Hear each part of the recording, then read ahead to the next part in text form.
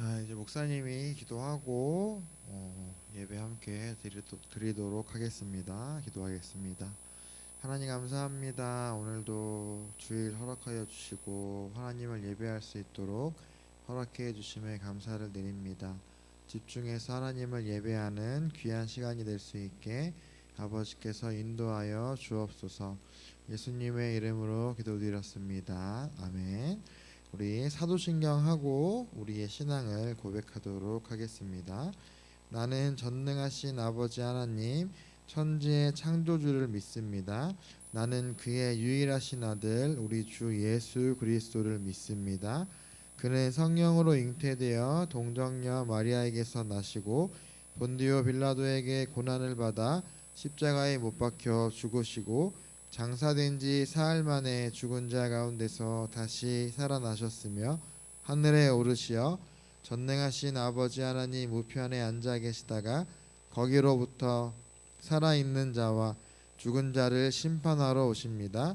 나는 성령을 믿으며 거룩한 공교회와 성도의 교제와 죄를 용서받는 것과 몸의 부활과 영생을 믿습니다.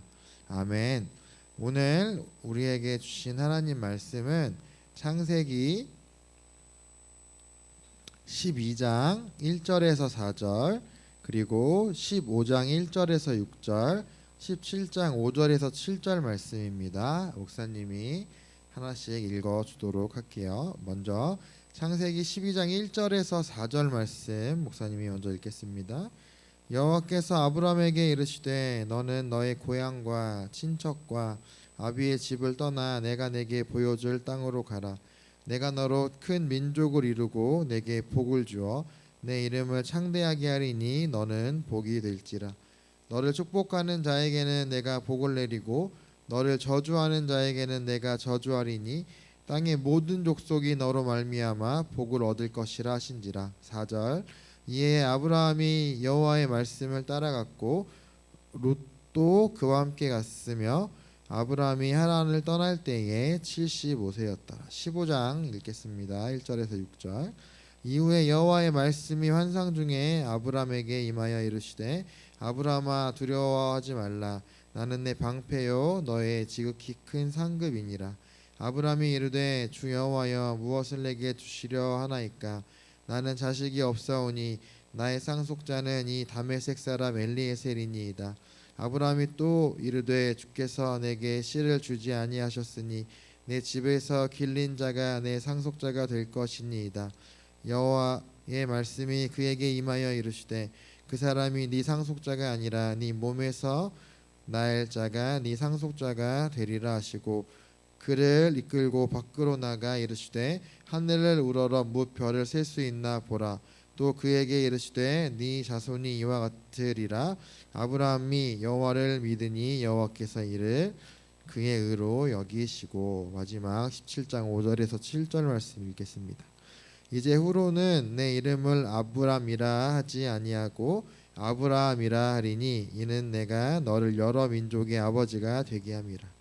내가 너로 심히 번성하게 하리니 내가 내게서 민족들이 나게 하며 왕들이 내게로부터 나오리라.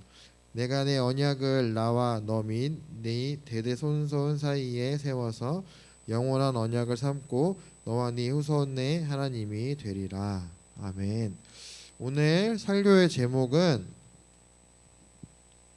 하나님이 아브라함과 언약을 맺으셨어요 라는 제목으로 목사님이 말씀을 전해주도록 할 거예요. 목사님이 먼저 기도할게요. 하나님 감사합니다. 우리가 아브라함과 하나님의 언약을 통하여 하나님께서 우리를 붙잡아 주시고 우리를 인도해 가시는 분이심을 기억하며 나아갈 수 있게 아버지께서 인도하옵소서. 예수님의 이름으로 기도드렸습니다. 아멘. 우리 지난주 설교 내용의 주인공은 이스라엘 백성들과 하나님이었습니다. 지난주 죄가 세상에 들어온 후에 죄는 점점 퍼져나가 모든 것에 나쁜 영향을 미쳤다라고 목사님이 이야기했습니다. 그래서 하나님은 노아의 후손에게 온 세상으로 퍼져나가라고 이야기했지만 그들은 한데 모여서 도시를 건설하고 또 높은 탑을 건설하는 모습들을 볼 수 있었죠. 근데 그 높은 탑을 건설하고 도시를 건설했던 목적이 하나님의 영광을 위한 것이 아니라 자신들의 영광을 돌리기 위함이었기 때문에 하나님께서는 그 탑을 더 이상 쌓지 못하게 언어를 혼란스럽게 하심을 통하여 온 땅에 흩어버리셨다라고 목사님이 지난주에 이야기했었어요.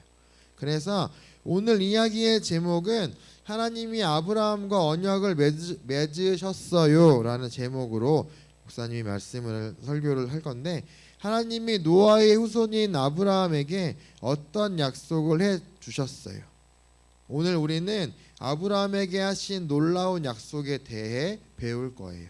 그래서 하나님은 무엇을 약속하셨는지, 그리고 이게 어떤 이야기인지 같이 한번 이야기 속으로 들어가 보도록 하겠습니다. 우리 친구들 새 동네로 이사해 본 친구 있나요? 아니면 익숙한 집과 놀이터, 친한 친구들을 떠나는 경험을 해본 적이 있나요? 오늘은 언약을 맺으시는 하나님을 만나게 됩니다. 홍수 이후 하나님은 노아와 그의 가족 그리고 모든 생물과 언약을 맺으셨습니다. 하나님은 다시는 온 땅을 물로 덮지 않겠다고 약속하시고 자신의 언약을 확정하기 위해 하늘에 무지개를 두셨습니다. 그리고 하나님이 노아와 맺으신 언약은 무조건적인 언약이었습니다. 노아에게는 언약을 이행할 때 어떠한 책임도 없었다라는 거죠. 하나님께서 내가 더 이상은 물로 심판하지 않겠다라고 하나님께서 분명히 약속하신 부분이라는 거죠. 그래서 계속적으로 세월이 흘러 노아의 가족의 수가 다시 많아지기 시작했습니다.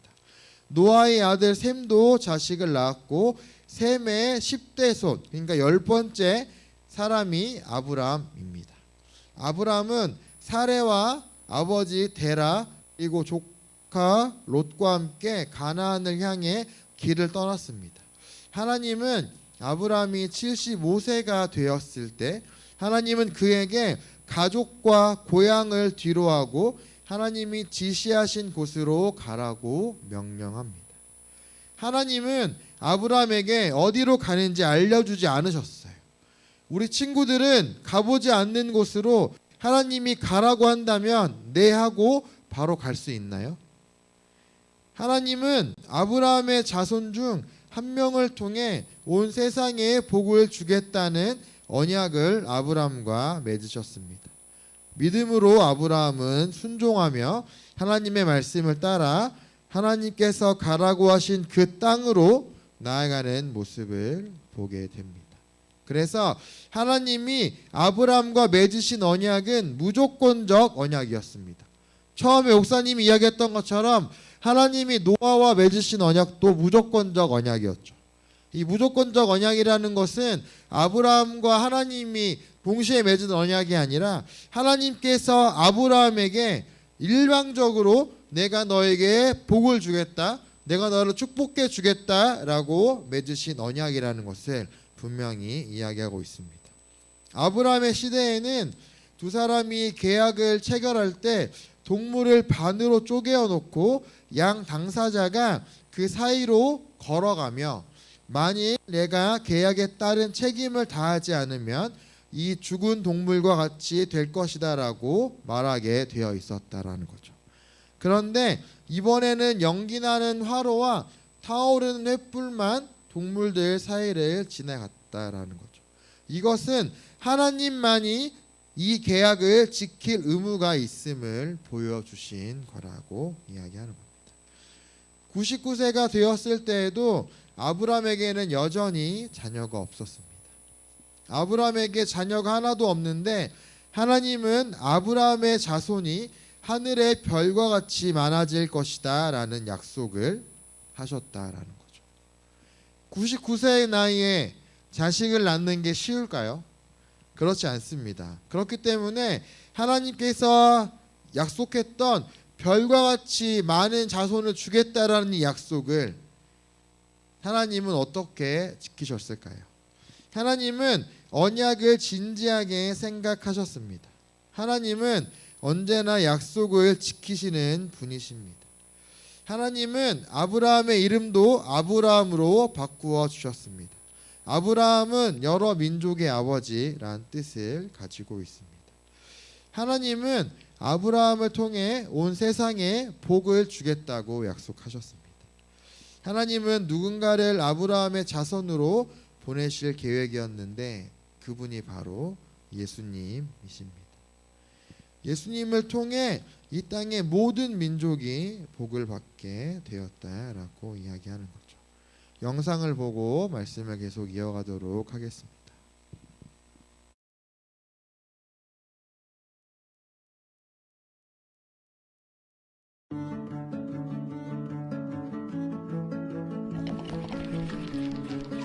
아브람은 아내 사레와 함께 살았어요. 하나님은 아브람을 택해 그가 가본 적이 없는 곳으로 가라고 하셨고 세 가지를 약속하셨죠. 많은 자손, 자손이 살 땅, 복이었어요. 하나님은 아브라함에게 나타나 말씀하셨어요. 아브람, 두려워하지 말아라. 나는 네 방패이고 큰 상을 내게 줄 것이다. 하나님의 약속은 놀라웠지만 그는 슬펐어요. 축복을 물려받을 자녀가 없었거든요. 제 하인 중 하나가 상속자가 되겠죠. 하나님은 더 좋은 계획이 있었죠. 밖으로 데려가 약속을 기억나게 하셨어요. 하늘을 보아라. 저 별들을 셀 수 있겠느냐? 아브람은 별을 다 셀 수 없었어요. 너무 많았거든요. 네 자손도 이렇게 많을 것이다. 하나님은 약속하셨죠. 아브라함은 하나님을 믿었고 하나님은 기뻐하셨어요. 지금 살고 있는 땅을 자손에게 주겠다는 약속도 하셨어요. 어떻게 확신할까요? 하나님은 아브라함과의 언약을 확정하셨어요. 하나님은 동물 5마리를 가져오라고 하셨어요. 암소, 암염소, 순양, 산비둘기, 집비둘기 새끼. 아브라함이 동물들을 가져오자 반으로 쪼개라고 하셨어요. 그리고 해가 지고 아브라함이 깊은 잠에 빠졌을 때 하나님은 아브라함에게 앞으로 일어날 일을 말씀해 주셨어요. 아브람의 자손은 다른 나라에서 400년간 노예 생활을 하게 되었지만 하나님은 그 나라를 심판하고 자손을 축복하실 거예요. 아브람이 사는 동안 오랫동안 평안한 삶을 살게 될 거예요. 어두워지자 하나님을 상징하는 연기나는 화로와 타오르는 횃불이 쪼개어놓은 동물들 사이로 지나갔어요. 약속을 지킬 책임이 하나님께 있다는 뜻이에요. 여러 해가 지났지만 아브라함에게는 약속하신 자녀가 없었어요. 하나님은 약속을 잊지 않았죠. 하나님이 아브라함에게 말씀하셨어요. 나는 전능한 하나님이다. 나와 너 사이에 언약을 세우고 너를 창대하게 할 것이다. 하나님은 이 약속을 매우 중요하게 여기셔서 아브라함의 이름도 아브라함으로 바꾸어 주셨어요. 아브라함은 여러 민족의 아버지라는 뜻이에요. 하나님은 아브라함이 많은 민족과 왕들의 조상이 될 거라고 하셨어요. 나는 약속을 지킬 것이고 그 약속은 영원히 계속될 것이다. 나는 너의 하나님이 되고 내 가족, 즉 내 모든 후손의 하나님이 될 것이다. 하나님은 아브라함과 그의 후손에게 그들이 살고 있는 가나안 땅을 주시겠다는 약속도 하셨어요. 이 땅은 영원히 너의 소유가 될 것이다.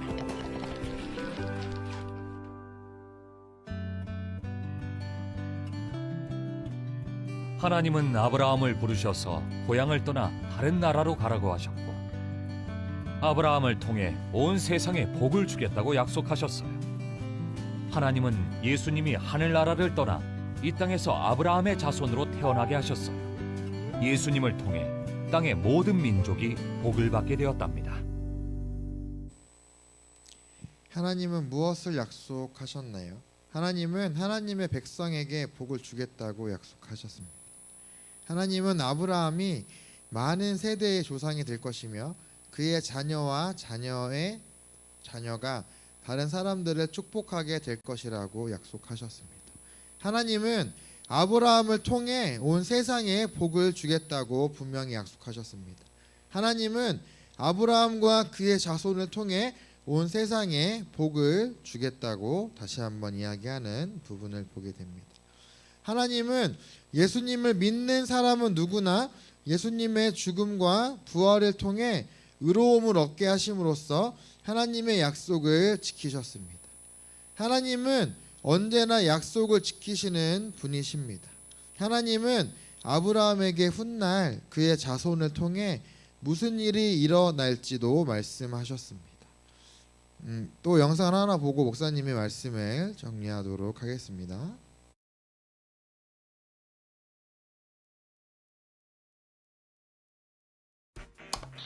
사이언스 페이스 박사.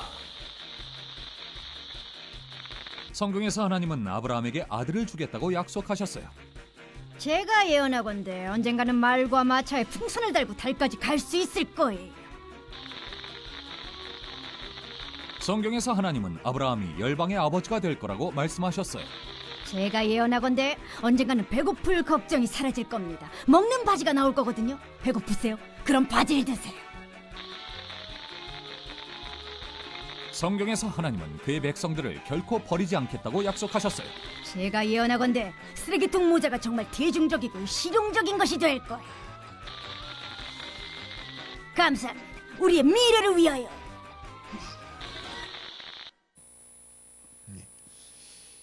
우리 친구들은 언제나 약속을 지키나요? 우리 친구들은 약속해 놓고 지키지 못한 적이 없었나요? 우리가 본 영상에서 과학자는 미래의 일을 정말 알고 있었나요? 하나님은 모든 것을 알고 계시는 분이십니다. 하나님은 미래에 일어날 일을 모두 아시고 온전히 다스리시는 분이십니다. 하나님은 먼 훗날 아브라함의 자손을 통해 어떤 일을 하실지 정확하게 알고 계셨습니다. 바로 예수님을 보내시는 일이었습니다. 하나님은 무엇을 약속하셨나요? 하나님은 하나님의 백성에게 복을 주겠다고 약속하셨습니다. 하나님은 아브라함을 통해 온 세상에 복을 주겠다고 분명히 말씀하셨다라는 거죠. 이 약속 때문에 예수님이 오셨습니다.